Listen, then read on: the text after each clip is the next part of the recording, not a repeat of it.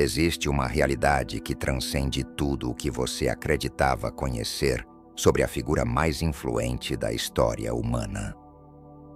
Por trás da imagem cuidadosamente construída do Jesus que lhe foi apresentado, vive outro Jesus, aquele que incomoda, questiona e revela mistérios universais proibidos durante séculos. As ensinanças mais transformadoras jamais chegaram aos evangelhos oficiais. A versão que conhecemos é apenas um fragmento de uma verdade muito mais antiga, profunda e perigosa para as estruturas de poder. Esta não é uma simples exploração religiosa. É um mergulho profundo nos segredos enterrados por mais de 1000 anos, ocultos sob dogmas, concílios e manuscritos condenados às chamas. Hoje desenterraremos aquilo que foi suprimido, as mensagens esotéricas, os ensinamentos herméticos e a sabedoria espiritual que o Jesus histórico compartilhou com poucos, mas que a Igreja institucional decidiu apagar para sempre. O que está prestes a ser revelado não é apenas história, é poder espiritual em sua forma mais pura. Para compreender por que a Igreja ocultou aspectos fundamentais da mensagem de Jesus, devemos retornar ao século IV, a um evento que definiu para sempre o rumo do cristianismo. O Concílio de Nicéia, no ano 325, convocado pelo imperador romano Constantino. Este concílio não foi um ato espiritual, mas uma estratégia política calculada. Seu objetivo não era buscar a verdade divina, mas unificar o império sob uma única fé controlada, estruturada e alinhada com os interesses do poder temporal.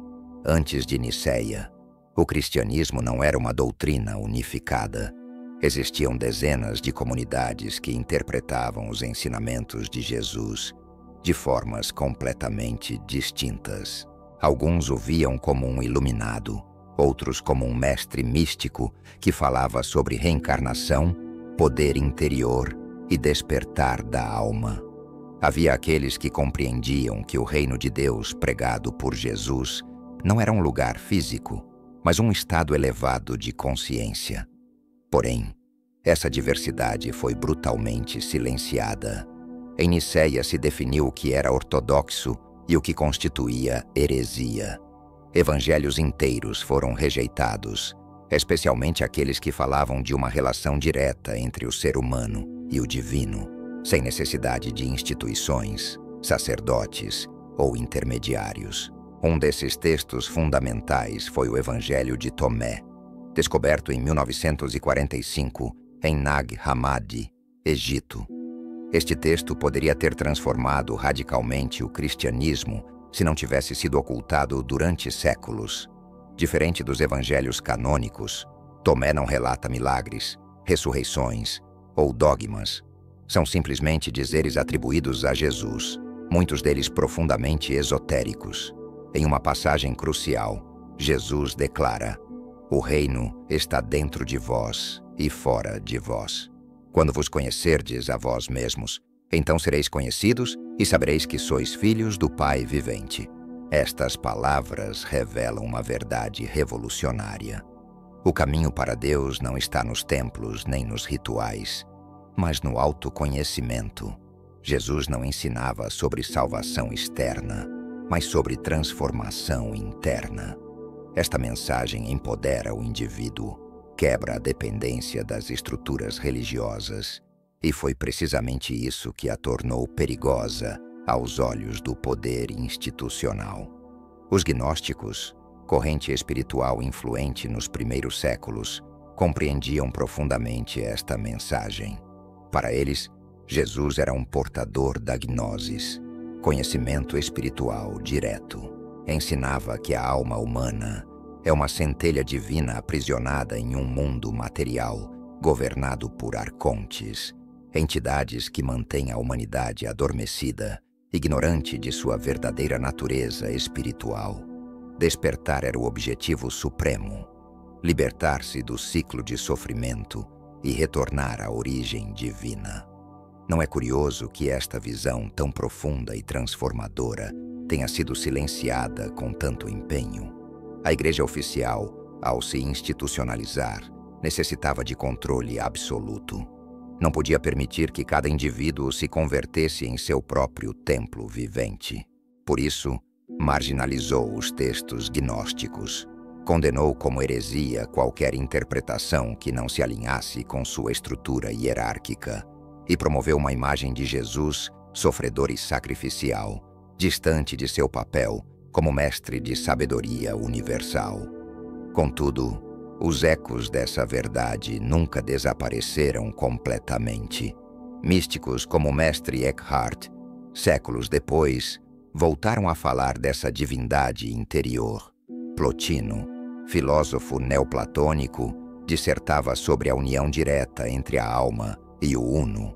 Posteriormente, movimentos como o hermetismo, o catarismo e certas correntes do sufismo islâmico resgataram essa visão transcendente que conecta todas as tradições espirituais autênticas. À medida que nos aprofundamos nos aspectos ocultos da história de Jesus, descobrimos um padrão perturbador. As verdades mais transformadoras que ele compartilhou não foram apenas esquecidas, foram deliberadamente suprimidas. Para compreender o porquê, é fundamental olhar além dos textos canônicos e explorar as conexões que Jesus manteve com antigas escolas de sabedoria. Um dos vínculos mais fascinantes é o que o relaciona com os essênios, comunidade espiritual que vivia nas proximidades do Mar Morto, em lugares como Qumran, praticando uma vida de pureza, meditação e profundo estudo das leis universais. Numerosos estudiosos, incluindo o professor Edmund Zekeli, propuseram que Jesus não apenas teve contato com os essênios, mas provavelmente foi formado por eles durante seus anos de juventude. Não é intrigante que os evangelhos canônicos praticamente nada mencionem sobre a vida de Jesus entre os 12 e 30 anos? O que fazia durante esse período extenso? Textos antigos, como manuscritos sobre Jesus na Caxemira e arquivos tibetanos preservados em Ladakh, asseguram que Jesus viajou ao Oriente, onde teria absorvido a sabedoria do hinduísmo, budismo e tradições védicas. Teria aprendido sobre karma, reencarnação e a unidade fundamental de todas as coisas. Mas este conhecimento era perigoso para uma estrutura que desejava impor um dogma fixo, inflexível, centrado na obediência e na culpa. Os ensinamentos completos de Jesus, se aceitos integralmente, outorgavam poder espiritual ao indivíduo, libertavam-no do medo ao castigo eterno e revelavam que a alma podia despertar por si mesma, sem necessidade de clérigos, ritos ou indulgências. Os essênios acreditavam na energia curativa da natureza e no equilíbrio entre corpo, mente e espírito. Realizavam jejuns, purificações e práticas de meditação profunda. Consideravam que o ser humano era um microcosmo do universo e que, ao alinhar-se com as leis divinas, podia alcançar a iluminação. Esta concepção harmoniza perfeitamente com fragmentos esotéricos que sobrevivem em textos como o Evangelho da Paz, atribuído aos manuscritos essênios. Em uma passagem reveladora, Jesus ensina: aquele que come do fruto vivo da terra se une com o corpo da mãe. Aquele que bebe da água clara do riacho se une com seu sangue, e aquele que respira o alento da floresta se une com seu espírito. Aqui não há dogma, há conexão direta com o divino através da criação. Imagine o quão revolucionário seria aceitar que Jesus promovia uma espiritualidade baseada na harmonia com a natureza, a consciência e o autoconhecimento. A Igreja, entretanto, rapidamente marginalizou qualquer prática que não se alinhasse com a estrutura sacramental. A espiritualidade transformou-se em um conjunto de ritos exteriores e a mensagem interna, o despertar da alma, foi relegada a práticas místicas reservadas para poucos. Mas não foram apenas os essênios. Existem fortes evidências de que Jesus teve contato com tradições ainda mais antigas, como os ensinamentos egípcios. No Egito, a figura do Cristo não era desconhecida. A palavra Christos, em grego, significa o ungido e se relaciona com antigos rituais de iniciação que marcavam a morte simbólica do ego e o renascimento do ser espiritual. Estas iniciações eram praticadas em templos como os de Luxor e Karnak, formando parte de um caminho secreto de ascensão da consciência. Investigadores como Gerald Massey assinalaram surpreendentes paralelos entre a história de Jesus e a de Horus, filho de Osíris e Ísis na mitologia egípcia. Horus também foi concebido por uma virgem, perseguido por um rei que desejava matá-lo, morreu e ressuscitou. Estamos diante de arquétipos universais. Ou a história de Jesus foi adaptada sobre relatos anteriores para facilitar sua aceitação em diferentes culturas. Estas coincidências foram descartadas pela teologia oficial, mas estudadas profundamente por investigadores independentes, que não buscam destruir a figura de Jesus, mas revelá-la em toda a sua riqueza simbólica e espiritual. Porque Jesus não veio fundar uma religião, veio despertar a centelha divina que dorme em cada um de nós. Isto nos leva a outro ponto fundamental: os ensinamentos secretos que Jesus compartilhou apenas com seus discípulos mais próximos, longe das multidões. Segundo textos gnósticos como o Evangelho de Felipe e o Evangelho de Maria Madalena, Jesus transmitia um conhecimento reservado que não estava destinado ao público geral. Ensinava sobre planos superiores de existência, sobre alquimia interior, sobre a necessidade de transcender o mundo ilusório para alcançar o reino da luz. No Evangelho de Felipe, lemos: a verdade não veio ao mundo nua, mas vestida com símbolos e imagens.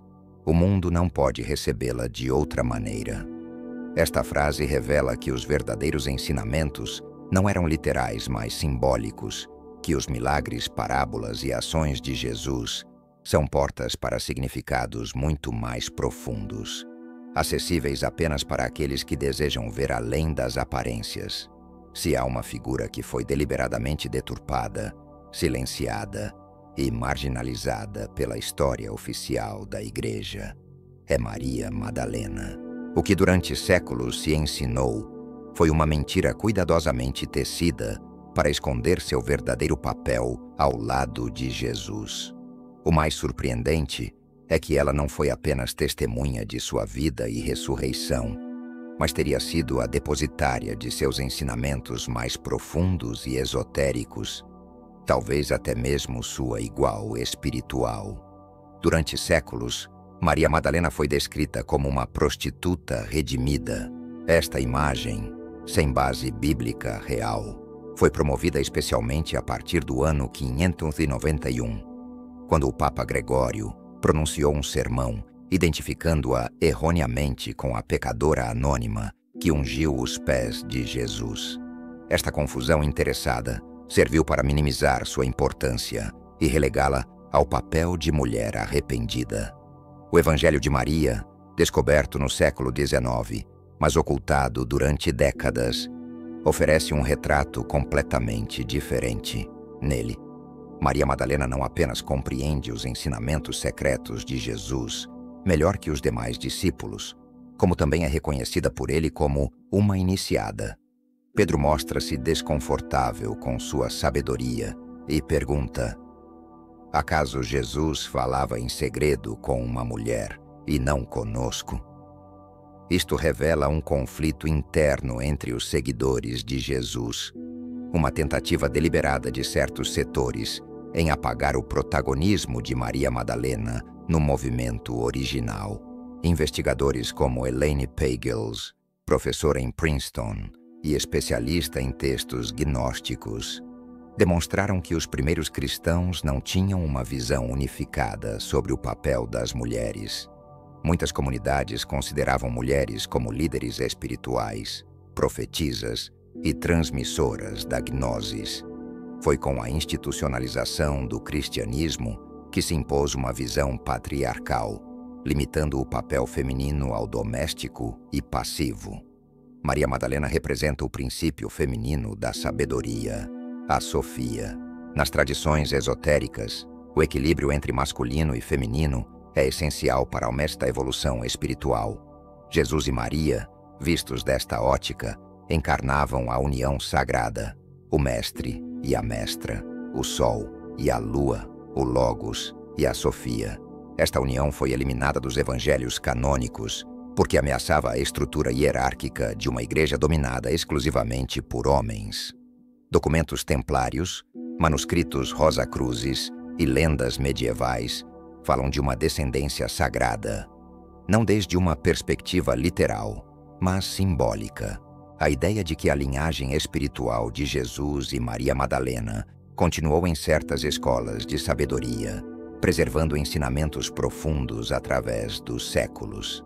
Nesta visão, o sangreal, o santo graal, não seria uma taça física, mas a linhagem espiritual que conecta o ser humano com sua origem divina. Este conceito sugere que Maria Madalena viajou ao sul da França após a crucificação, onde continuou ensinando e difundindo a mensagem oculta de Jesus. Poderia ser que a figura de Madalena não apenas tenha sido ocultada, mas que tenha sido a chave para compreender a verdadeira mensagem de Jesus. A resposta pode estar no simbolismo que ambos encarnam. Jesus representava a consciência crística, o despertar espiritual. Maria representava a sabedoria receptiva, a alquimia da alma. Juntos assinalavam o caminho de integração, de transcendência, de retorno à unidade original. Esta união, chamada hierosgamos nas tradições místicas, não é simplesmente união de corpos, mas de almas. Uma fusão de polaridades internas que conduz ao renascimento espiritual. Por isso sua história foi silenciada. Se os fiéis compreendessem que o divino habita tanto no masculino quanto no feminino, se descobrissem que a iluminação não depende de hierarquias externas, mas de equilíbrio interior, então a estrutura de poder da igreja desmoronaria. Mas a verdade, como a semente sob a terra, nunca morre, apenas espera seu momento para brotar. Em tempos como estes, quando a humanidade busca urgentemente um sentido mais profundo, os conhecimentos antigos começam a ressurgir. A mensagem esquecida de Jesus e Maria Madalena está retornando, não como religião, mas como despertar.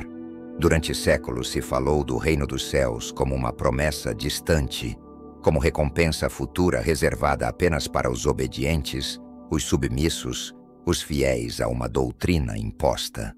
Mas Jesus não falou de um céu no além, inacessível e condicionado por instituições humanas. Sua verdadeira mensagem, a mais poderosa e perigosa de todas, foi esta: o reino dos céus está dentro de vós.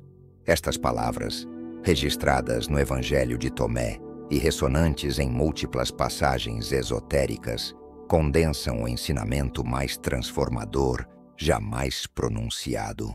Se o reino está dentro, então não há que esperá-lo, nem ganhá-lo. Há que descobri-lo. Não se trata de ir a um lugar após a morte, mas de despertar para uma realidade superior agora mesmo, nesta vida, dentro do coração do buscador sincero. Isto muda tudo.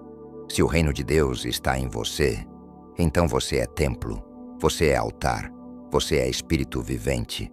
Já não precisa mendigar perdão, nem temer castigos eternos, nem passar por ritos mecânicos.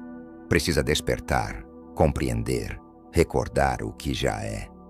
Por isso esta verdade foi encoberta, porque empodera o indivíduo, conecta-o com o divino sem intermediários, sem templos, sem hierarquias. Jesus ensinou isto a seus discípulos mais próximos em parábolas, símbolos e chaves ocultas. Em Mateus capítulo 13, compara o reino com uma semente de mostarda, com um tesouro escondido, com uma pérola preciosa. Por que usar metáforas?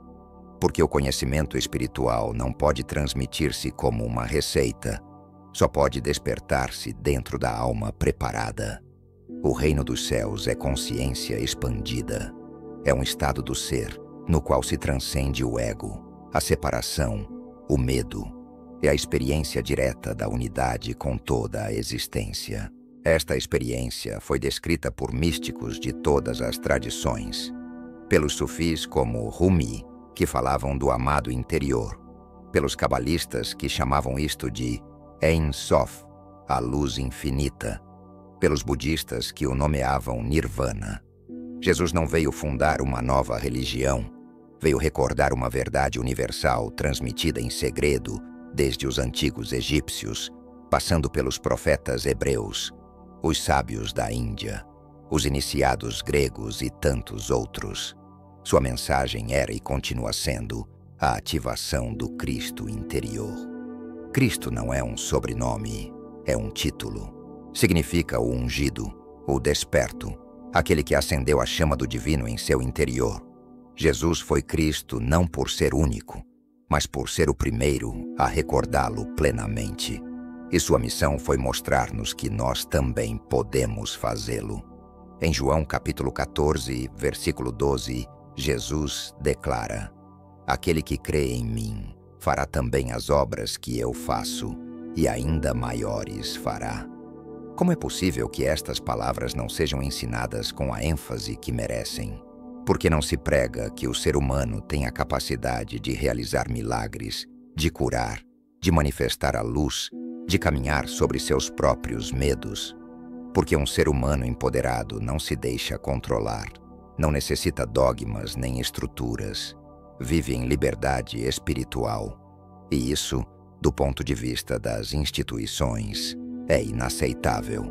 Durante mais de 1000 anos, estes conhecimentos foram perseguidos, condenados, enterrados. Os místicos foram chamados hereges. Os manuscritos foram queimados. As escolas de sabedoria foram dissolvidas. Mas nunca puderam apagar a chama completamente, porque a verdade tem uma qualidade indestrutível. Sempre encontra o modo de regressar. E agora está regressando a você. Não por casualidade está ouvindo estas palavras. Algo em sua alma já o sabia. Algo dentro de você reconhece este chamado. Porque o despertar não ocorre por imposição, mas por ressonância. Quando a verdade toca uma fibra interna, o véu começa a cair. Como pode começar esse despertar? A resposta não está em dogmas, mas em sua prática pessoal. Medite, silencie o ruído do mundo, escute a voz suave que habita no profundo. Reconecte-se com a natureza, com a beleza, com o silêncio. E, sobretudo, busque a verdade com todo o seu ser. Como disse Jesus, buscai e achareis, batei e abrir-se-vos-á. O caminho para o reino é interior. Não é cômodo, não é rápido, mas é real. É o caminho de regresso ao lar sagrado que sempre esteve em você. Já não pode dizer que não sabia. Recebeu uma chave. O que fará com ela dependerá de você.